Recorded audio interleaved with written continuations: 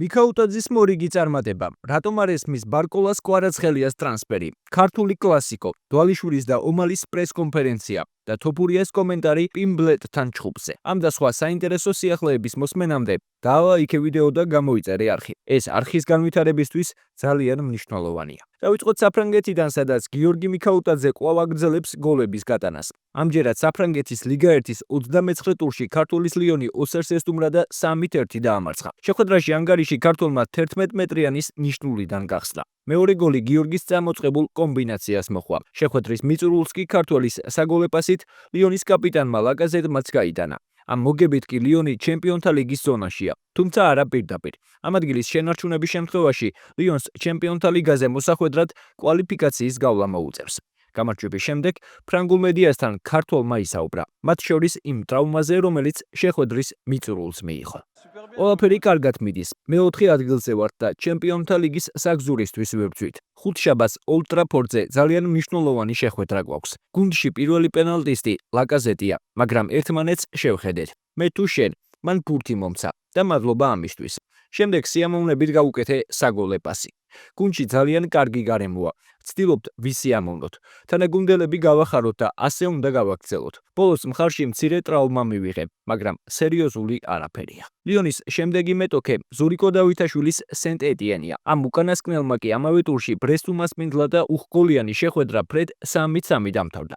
აღსანიშნავია, რომ ქართულის გუნდი სამჯერ მარცხდებოდა და სამივეჯერ შეძლო გათანაბრება. მწვანეებს ქულების მოპოვებაში ქართველიც დაეხმარა. პირველი ორი გოლი ზურიკოს კუთხურს მოჰყვა. ერთ შემთხვევაში ქართველს საგოლე პასი ეკუთვნის, მეორე შემთხვევაში კი პრეასისტი. აღსანიშნავია ისიც, რომ მიუხედავად ქართველის თანაგუნდელის დუბლისა, ჰუსკორტმა სენტ-ეტიენში საუკეთესოდ ზურიკო დაასახელა. შეხვედრის შემდეგ მედიასთან ქართველმა თამაშზე ისაუბრა. ყველა გოლზე ჩვენი გუნდის მხრიდან კარგი რეაქცია ვაჩვენეთ. 3 გოლი გავუშვით და ამ დროს თამაში დაბრუნება რთულია, მაგრამ ყველამ დავინახეთ, რომ გოლების გატანა შეგვიძლია. როდესაც ამდენ გოლს უშვებ, გამარჯვებაც უფრო რთულდება, მაგრამ ფეხბურთში ასეც ხდება. დაცვაში უფრო უკეთ უნდა ვიმუშაოთ. ეს ეხება არა მხოლოდ მცველებს, არამედ შემტევებსაც, რადგან პირველ რიგში თავი უნდა დავიცვათ და შემდეგ შევუდიოთ. ცოტათი არ გაგვიმართლა. ჩემი თაური ცოტა დაბლა რომ ყოფილიყო, გოლი იქნებოდა, მაგრამ იმედი მაქვს თამაშს ასე გავაგრძელებთ. 20 აპრილს, როგორც უკვე გითხარით, მორიგი ქართული დუელი გველის. ზურიკოს გუნდი გიორგი მიქაუტაძის ლიონს უმასპინძლებს. გეტყვით იმასაც, რომ ამ ორ კლუბს და ფანებს ისტორიულად ძალიან მტრული დამოკიდებულება აქვთ. აღსანიშნავია ისიც, რომ სენტ-ეტიენში მიქაუტაძე განსაკუთრებით არ უყვართ, რადგან მათ მეცის რიგებში ყოფნის დროს გაუტანა. გამომწვევი ჟესტებით აღნიშნა და შეხვედრის შემდეგ ხაზი გაუსვა იმ ფაქტს, რომ ლიონელია. მოკლედ, თქვენ რას ფიქრობთ, რა შედეგით დამთავრდება ეს უკვე დაძაბული შეხვედრა? დაწერეთ თქვენი აზრი კომენტარებში. რაც შეეხება ხვიჩა კვარაცხელიას პარი სენ-ჟერმენს, შეგახსენებთ, რომ ასტონ ვილასთან მოგებული შეხვედრის შემდეგ ქართულის გუნდი ლიგა 1-ში ისვენებს და შემდეგ საპასუხო შეხვედრას ვილა პარკზე 15 აპრილს ითამაშებს. ამ შეხვედრამდე კი გეტყვით, რომ ფრანგული გავლენიანი გამოცემის ლეკიპის ცნობით პარი სენ-ჟერმენი ბრედლი ბარკოლას კონტრაქტის გახანგრძლივებას თავაზობს. თუმცა ის გადაწყვეტილების მიღებას არ ჩქარობს. გამოცემის ცნობით ამის ერთ-ერთი მიზეზი ისაა, რომ ბარკოლასთვის პარიზული კლუბის რამდენიმე გადაწყვეტილება გაუგებარი იყო. მათ შორის იანვარში ხვიჩა კვარაცხელიას შეძენა. შეგახსენებთ, რომ ბარკოლა ისევე როგორც ხვიჩა მარცხენა გარემარბია. თუმცა შეიძლება ითქვას, რომ ფრანგი ფორმაში ქართველის ტრანსფერის შემდეგ შევიდა. ნებისმიერ შემთხვევაში ამ წელს ჩატარებულ შეხვედრებში ქართველის შემტევი უფრო მრავალმხრივია. საინტერესოა ისიც, რომ გავრცელებული ინფორმაციით ფრანგს ბაიერნის ვარიანტიც აქვს. თუმცა ჯერ დაზუსტებული არაფერია. სავარაუდოდ ზაფხულში გახდება ცნობილი ერთით მეტი თუ ერთით ნაკლები კონკურენტი ეყოლება ქართველს პარის სენ-ჟერმენში. გიორგი მამარდაშვილის ვალენსიამ კი ლა ლიგაში ადგილის შენარჩუნებისკენ ძალიან დიდი ნაბიჯი გადადგა. 31 ტურში ქართულის გუნდმა მესტალიაზე სევილია 1-0 დაამარცხა. მამარდაშვილს კი ისევ შესანიშნავი შეხვედრა ჰქონდა. მის ანგარიშზე 5 მოგერიება იყო, მათ შორის 1 გამორჩეული. ქართულის თამაშით კვლავ აღფრთოვანებულია ესპანური მედია. ერთ-ერთი ვალენსიური გამოცემა აღნიშნავს, რომ როცა სევილიას გოლი გარდაუვალი ჩანდა, მესტალია კვლავ ქართველის სახელს სკანდირებდა. შეგახსენებთ, რომ ვალენსია 37 ქულით მე-13 ადგილზეა და მომდევნო ტურში 19 აპრილს სტუმრად რაიო ვალეკანოს დაუპირისპირდება. ავსტრიის ბუნდესლიგის 25 ტურში კი ოთარ კიტეიშვილის შტურმის სტუმრად ერთ-ერთ მთავარ კონკურენტ ზალცბურგს დაუპირისპირდა და დაძაბულ ბრძოლაში მინიმალური სხვაობით 1-2 დაამარცხა. ამ გამარჯვების ერთ-ერთი მთავარი შემოქმედი კი ქართველი იყო. კიდაიშვილმა მეტოქის კარში დუბლი შეასრულა და თავის გუნდს მნიშვნელოვანი 3 ქულა მოაპოვებინა. პირველი გოლი 11 მეტრიანის ნიშნულიდან გაიტანა. მეორე გამარჯვების გოლი კი ეფექტური შორეული გასროლით. შედეგად შტურმი 30 ქულით ამ დროისთვის პირველ ადგილზეა და მომდევნო შეხვედრას 20 აპრილს საკუთარ მოედანზე ლინცის წინააღმდეგ გამართავს. ახლა კი ქართული კლასიკო. კრისტალბეთ ეროვნული ლიგის მერვე ტურში ქუთაისის ტორპედომ თბილისის დინამოს უმასპინძლა და დამაჯერებლად 2-0 დაამარცხა. ქუთაისელებმა ქართულ კლასიკოში შეხვედრის ბედი პირველივე ტაიმში გადაწყვიტეს. ანგარიში 22 წუთზე საბა კვერკველიამ გახსნა. 26 წუთზე კი გიორგი კოხრეიძემ საჯარიმოში საბა ხვადაგიანის შეცდომით ისარგებლა და სხვაობა 2 ბურთამდე გასარდა. აღსანიშნავია, რომ ტაიმის მიწურულს ტორპედოს მესამე ბურთის გატანა შეეძლო, თუმცა იუნსენმა 11 მეტრიანი ვერ გამოიყენა.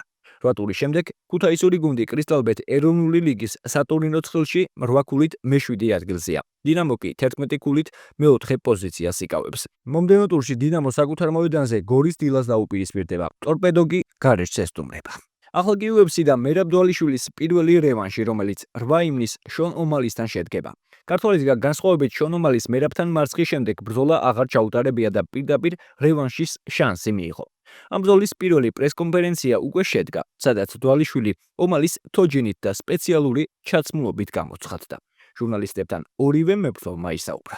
ცხადია, ჩემი ჩაცმულობა და ეს თოჯინა პატარა ხუმრობა ამ ბრძოლას სერიოზულად ვუყურებ. ყველამ ვიცით, რომ შონი კარგი მებრძოლია. ის თავის ბრძოლაში გარკვეულ ცვლილებებს შეიტანს და კარგი ბრძოლა იქნება. შონმა თქვა, რომ ის ბრძოლისას ტრავმირებული იყო. ახლა კი 70%-ით უკეთესია. მხოლოდ მე და მან ვიგრძენით თუ როგორი მებრძოლია. ადვილი ჩხუბი არ იქნება. ეს ჩემი პირველი რემატჩია პროფესიონალურ კარიერაში. იმავე ადამიანთან ჩხუბი მარტივი არაა. ის ეცდება ჩემს დაფინიშებას და მეც იმავეს ვეცდები. ახლა განსხვავებული სიტუაცია. როდესაც ბოლოს ვიჩხუბეთ, ის ბინძურად მესაუბრებოდა და პატივისცემას ვერ ვგრძნობდი. დაუპირდი, რომ შოუს ვაჩვენებდი და ეს შევასრულე. ის ახლა თავმდაბალია და პატივისცემის გრძნობაც მაქვს. ვეცდები ისევ პროფესიონალურად მიუდგე საქმეს. ის ჩემი თეიქდაუნების შეჩერებას ეცდება. განსხვავებულ ჩხუბს ველოდები. თავს კარგად გრძნობ, სერიოზულად ვემზადები ამ ბრძოლისთვის. მიხარია, რომ UFC-სგან შანსი მივიღე და რემატჩი მალე შედგება. მერაბთან ერთი ფეხით ვიჩხუბებ, რადგან ბრძოლამდე 10 კვირით ადრე ტრავმა მივიღე. მას დიდებული კარდიო აქვს.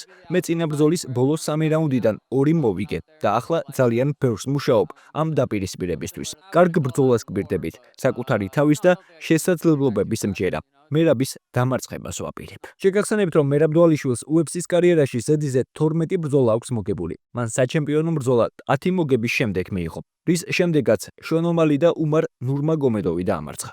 ახლა კი ამის გაკეთებას კიდევ ერთხელ 8 ივნისს შეეცდება. აქვე გეტყვით, რომ UFC 314-ზე ინგლისელმა პედი პიმბლეტმა მაიკლ ჩენდლერი დაამარცხა და შემდეგ ილია თოფურიასთან ბრძოლის სურვილი გამოთქვა.